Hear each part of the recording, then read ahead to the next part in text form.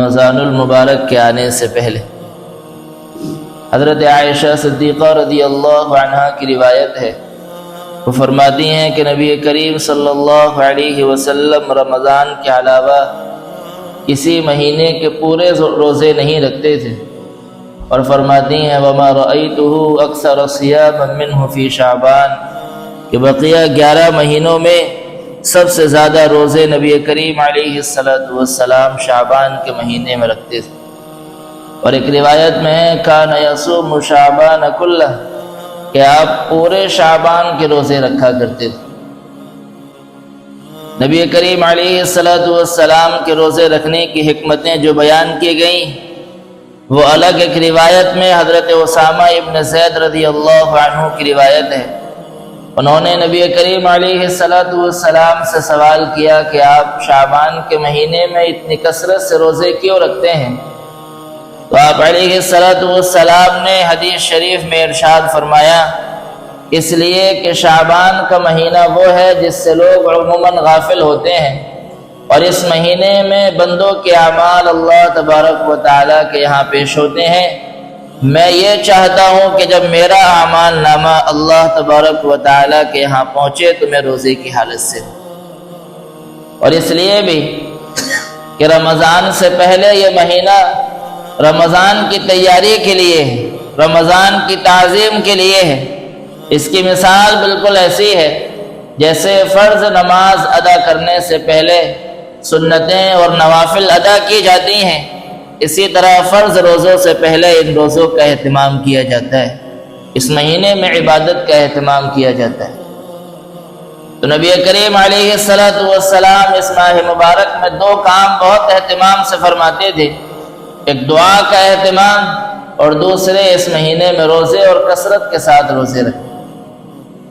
جو روایت میں نے پڑھی ہے جو آپ حضرات کو سنائی ہیں وہ 3 روایتیں نبی کریم علیہ السلام سے مروی ہیں۔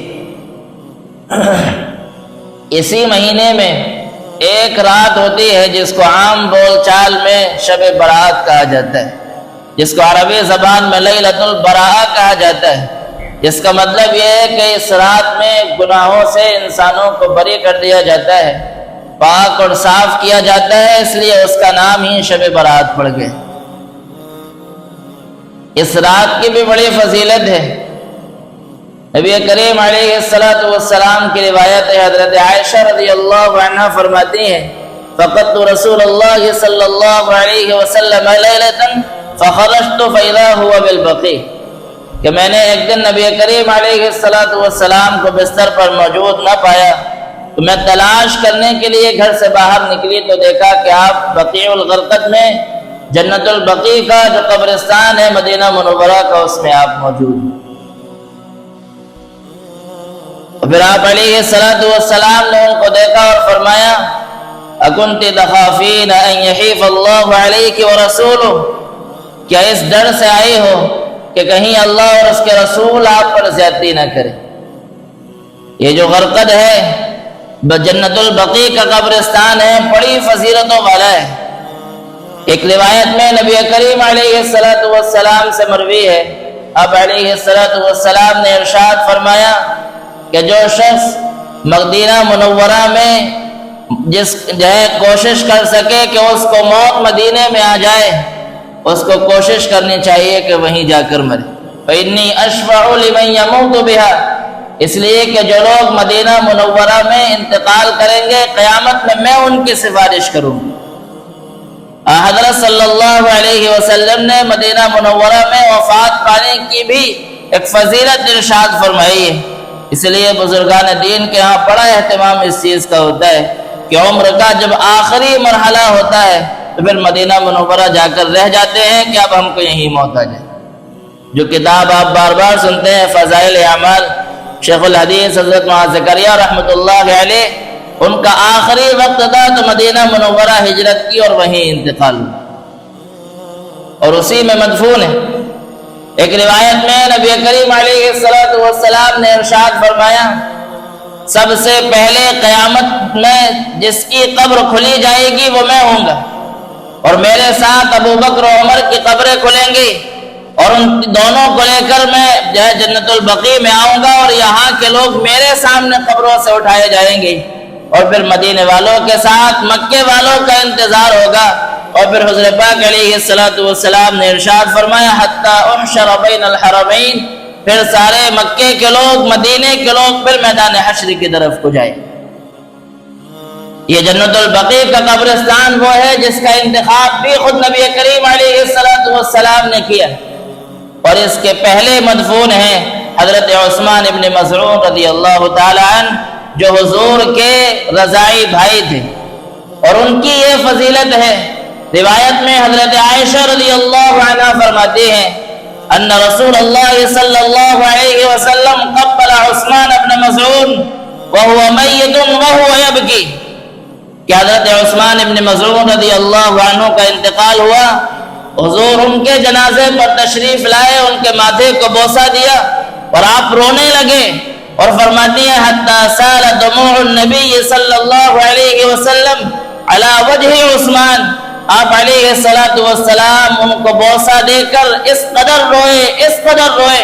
کہ آنسوؤں سے حضرت عثمان کا چہرہ تر ہو گیا۔ ان کو اسی میں دفن کیا گیا۔ اور جب آپ علیہ السلام کے صاحبزادے حضرت ابراہیم کا انتقال ہوا تو آپ نے فرمایا ان کو سلف صالح حضرت عثمان ابن مظعون کے ساتھ دفن کرو۔ جنت البقیع وہ قبرستان ہے جس میں حضرت فاطمہ الزہرا رضی اللہ عنہ مدفون، اکثر ازواج مطہرات وہیں دفن ہیں۔ اسی قبرستان میں حضرت حسن رضی اللہ تعالی عنہ دفن ہیں۔ چوٹی کے صحابہ کرام میں حضرت عثمان ابن عفان رضی اللہ تعالیٰ عنہ اسی قبرستان میں مدفون۔ تو اس لیے جو شخص یہ کوشش کر سکے کہ اس کو مدینے میں موت آ جائے، اس سے بہتر اور خوش قسمت کوئی انسان نہیں ہے۔ نبی کریم علیہ السلام وہاں جن کا انتقال ہوگا ان کی سفارش فرمائیں۔ بہرحال جو بات عرض کرنی تھی وہ یہ، حضرت عائشہ رضی اللہ عنہ کو جب حضرت پاک علیہ السلام نے دیکھا تو فرمایا کہ آپ گھر سے باہر نکل کر کیوں آئی ہو؟ انہوں نے کہا مجھے یہ خدشہ تھا کہ کہیں آپ کسی اور زوجہ کے پاس تو تشریف نہیں لے کر گئے ہیں۔ پھر آپ نے فرمایا 15 شعبان کی رات ہوتی ہے، اللہ تبارک و تعالی جیسے ہی سورج غروب ہوتا ہے آسمان دنیا پر آتے ہیں اور اللہ تبارک و تعالی کی طرف سے اعلان ہوتا رہتا ہے الا من مسترزق فارزقہ، ہے کوئی شخص جو روزی چاہے کہ اس کو روزی دی جائے، ہے کوئی مریض کو اس کو شفا دی جائے، ہے کوئی پریشانیوں میں گھرا ہوا کہ اس کو نجات ملے۔ انسانوں کی جتنی ضروریات ہوتی ہیں اللہ تبارک و تعالیٰ کی طرف سے منادی ہوتا ہے، آواز لگاتا ہے، اور طلوع فجر تک یہی اعلان اللہ کے دربار سے ہوتا رہتا ہے۔ اور ایک روایت میں حضرت عائشہ رضی اللہ عنہ کی ہے، آپ علیہ السلام نے فرمایا اللہ تبارک و تعالی اس رات میں قبیلہ بنو کلب کی بکریوں کے ریوڑوں کے بالوں سے بھی زیادہ لوگوں کی اللہ تبارک و تعالی مغفرت فرماتا۔ عرب کا ایک قبیلہ تھا کلب کے نام سے، جو بکریاں پالنے میں مشہور تھا،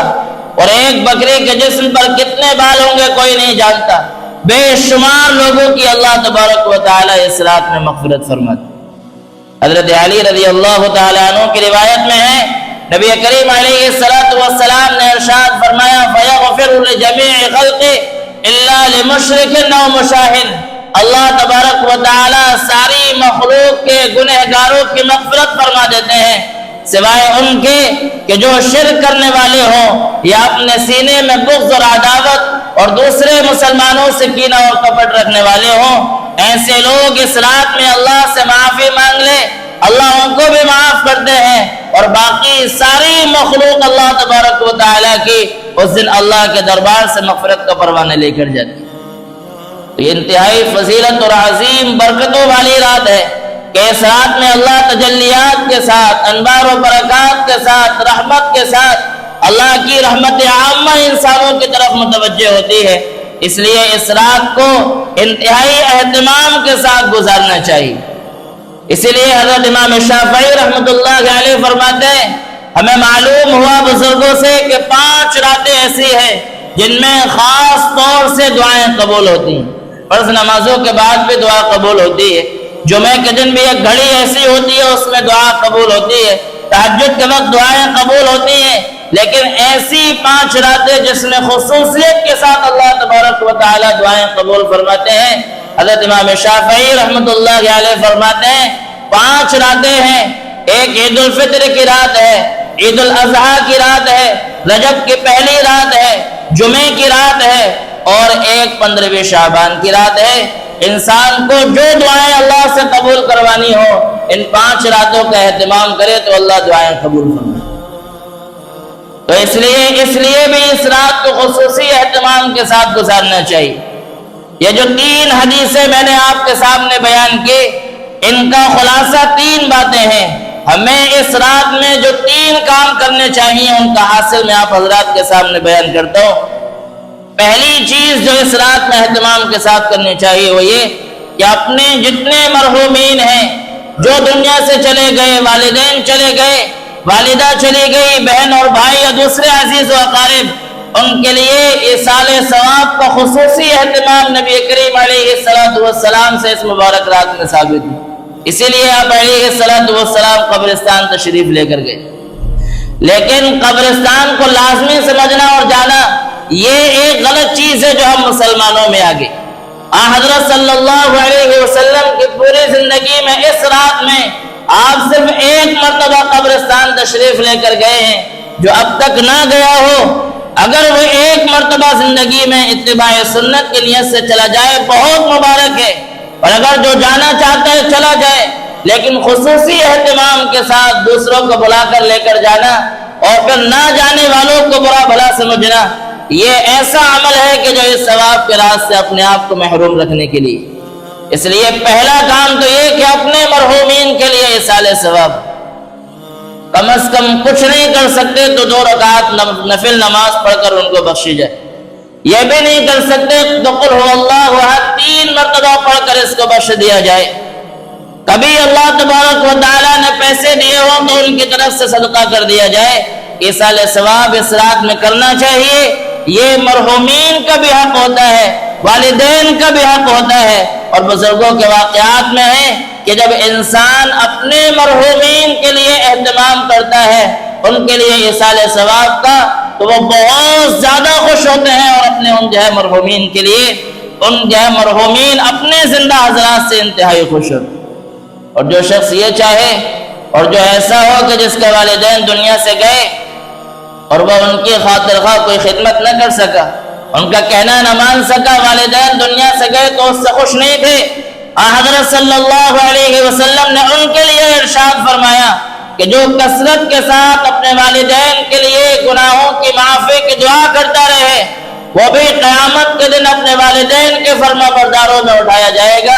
اس سے زیادہ سہولت اور آسانی کوئی نہیں ہو سکتی کہ صرف دعا کا اہتمام کرنا ہے اور والدین کا فرما بردار اٹھایا جائے۔ اس رات میں جو لوگ اللہ کی رحمت سے، گناہوں کی معافی سے، مغفرت سے محروم رہتے ہیں، روایات میں ہے کہ وہ لوگ بھی اس رات میں بخشے نہیں جاتے جو والدین کے نافرمان ہوتے ہیں، جو والدین کا خیال نہیں رکھتے، ایسے لوگوں کو بھی اللہ تبارک و تعالی معاف نہیں فرماتے، الا یہ کہ وہ اپنے والدین سے اپنے معاملات کو صاف کر لیں اور اللہ تبارک و تعالی سے توبہ کر لیں، اللہ پھر ایسے لوگوں کی مغفرت فرمائے۔ تو جو دوسرا کام کرنے کا، پہلا تو مرحومین کے لیے ایصال ثواب، اور دوسرا یہ کہ اس رات میں نوافل کا اہتمام ہو، قرآن کریم کی تلاوت ہو، اللہ کا ذکر کیا جائے، دعا کا اہتمام کیا جائے کہ ہم لوگ دعاؤں سے بہت پیچھے، رسمی دعائیں مانگنے کی عادت ہے لیکن اللہ کے ساتھ بیٹھ کر کبھی دل دعا مانگنے کو دل نہیں کرتا۔ دعائیں وہ ہوتی ہیں جو انسان تنہائی میں اللہ سے مانگے، جہاں کوئی نہیں ہو دوسرا سننے والا، اللہ سے باتیں کرے۔ اصل دعا یہی ہوتی ہے۔ ہم سب رسموں کے عادی ہیں کہ چند موقعوں پر رسمی دعائیں ہوں گی اور اس کے بعد بات ختم ہو جائے گی۔ ہم نمازوں کے بعد، سنتوں کے بعد، نوافل کے بعد اللہ کے سامنے کبھی دعا کے لیے ہاتھ نہیں اٹھاتے۔ کبھی تہجد کے موقع پر اٹھایا جائے، کبھی رات میں اللہ کے سامنے ہاتھ اٹھائے جائیں، پھر انسان کو پتہ چلے کہ اللہ تبارک و تعالیٰ سے باتیں کرنے میں کتنا مزہ ہے۔ ہر انسان کو ہر اپنی پریشانی اللہ کے سامنے رکھنی چاہیے۔ اور حضرت صلی اللہ علیہ وسلم نے تو یہاں تک فرمایا اگر چپل کا تسمہ ٹوٹ جائے، ہنڈی بھی چپل کی ٹوٹ جائے، تب بھی اللہ تبارک و تعالیٰ سے مانگنی چاہیے، کوئی حجاب بیچ میں نہیں ہونا چاہیے۔ تو اس لیے دوسرا کام یہ کرنا ہے کہ نوافل کا اہتمام ہو، قرآن کریم کی تلاوت ہو، دعاؤں کا اہتمام ہو، تسبیحات کا جو ہے اہتمام ہو۔ اور تیسرا کام جو کرنا وہ یہ کہ اس رات میں تیسرا کام جو کرنا وہ یہ کہ اس دن 15ویں تاریخ کو روزہ رکھنا۔ یہ بھی نبی کریم علیہ السلام کے احادیث سے ثابت ہے، آپ نے فرمایا صوموا نہارہا،